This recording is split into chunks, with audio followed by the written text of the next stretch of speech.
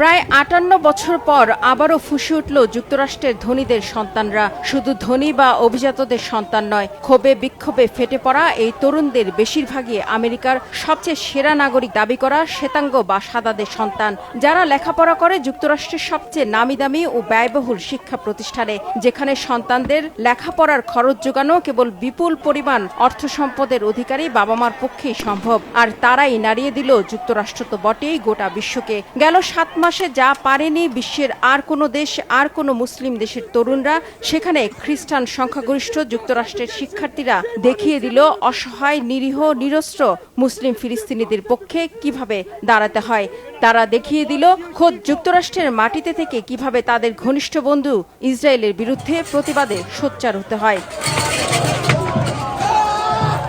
দশকের পর দশক ধরে ইসরায়েলিরা জোর করে ফিলিস্তিনিদের ভূখণ্ড ছিনিয়ে নিয়েছে, প্রতিনিয়তই হত্যা করেছে নিরীহ নিরস্ত্র মুসলিম ফিলিস্তিনিদের। সেই দখলদারদের বিরুদ্ধে এতটা ক্ষোভ বিক্ষোভ হয়নি এর আগে বিশ্বের কোনো দেশেই। সেখানে ইসরায়েলের ঘনিষ্ঠ মিত্র খোদ যুক্তরাষ্ট্রের মাটিতে নিরীহ ফিলিস্তিনিদের পক্ষে এমন রণক্ষেত্রের চিত্র তৈরি হবে তা বোধহয় অকল্পনীয় ছিল সবার কাছে, এমনকি মার্কিন রাজনীতিবিদদের কাছেও। যে যুক্তরাষ্ট্রের প্রত্যক্ষ সমর্থন, আশকারা আর অস্ত্র সহায়তায় গেল ৭ মাসে ৩৪,০০০-এর বেশি ফিলিস্তিনিকে হত্যা করেছে ইসরায়েল, তাদের বিরুদ্ধে ক্ষোভে এতটা ফুঁসে উঠবে মার্কিন তরুণরা, বিশেষ করে দেশটির ধনীদের সন্তানরা, তা সম্ভবত ধারণারও বাইরে ছিল।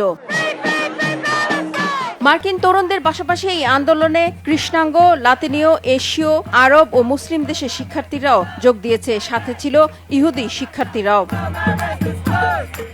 ভিয়েতনামের উপর যুক্তরাষ্ট্রের হামলার প্রতিবাদে ৫৮ বছর আগে যুক্তরাষ্ট্রের যে দামি বিশ্ববিদ্যালয় কলম্বিয়া থেকে শুরু হয়েছিল বিক্ষোভ, এতগুলো বছর পর ঠিক সেই বিশ্ববিদ্যালয় থেকে ১৭ এপ্রিল শুরু হয় আন্দোলন। দ্রুত তা ছড়িয়ে পড়ে আরেক নামি দামি বিশ্ববিদ্যালয় ইয়েল সহ পুরো যুক্তরাষ্ট্র জুড়ে। Texas, California, Georgia, North Carolina, Utah, Virginia, New Mexico, New Jersey, Connecticut ও লুইজিয়ানার ক্যাম্পাসগুলো সহ অন্তত ৪০টি বিশ্ববিদ্যালয় ছড়িয়ে পড়ে ফিলিস্তিনে যুদ্ধ বন্ধের দাবিতে প্রতিবাদ বিক্ষোভ।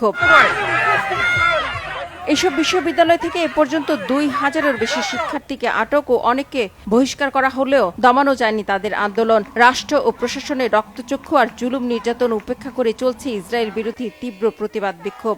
তাদের দাবি, বিশ্ববিদ্যালয়গুলোতে ইসরায়েলের সাথে সম্পর্কযুক্ত সামরিক অস্ত্র প্রস্তুতকারক এবং প্রতিরক্ষা ঠিকাদারদের কাছ থেকে অর্থ সহায়তা নেওয়া বন্ধ করতে হবে। লকহিড মার্টিন এবং রেথিয়ানের মতো যুক্তরাষ্ট্রের শীর্ষ অস্ত্র কোম্পানি যারা ইসরায়েলকে অস্ত্র দিচ্ছে, তাদের সাথে বিশ্ববিদ্যালয়ের সম্পর্ক ছিন্ন করতে হবে।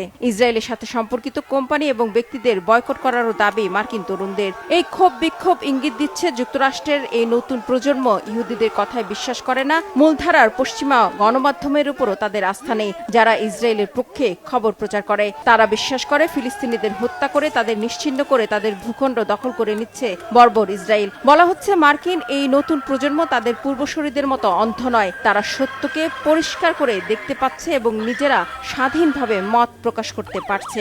এই আন্দোলন ফিলিস্তিনের গাজা ভূখণ্ডে ইসরায়েলের গণহত্যা বন্ধ করবে ও বন্ধুকে বিলিয়ন বিলিয়ন ডলারের অস্ত্র দেয়া স্থগিত করবে যুক্তরাষ্ট্র, এমনটা এখনই আশা করতে পারছে না বিশ্লেষকরা। তবে তারা বলছেন এটি আমেরিকান পররাষ্ট্রনীতি বদলের উপর প্রভাব ফেলতে পারে, কারণ এই তরুণরাই একসময় যুক্তরাষ্ট্রের নেতৃত্বে আসবে।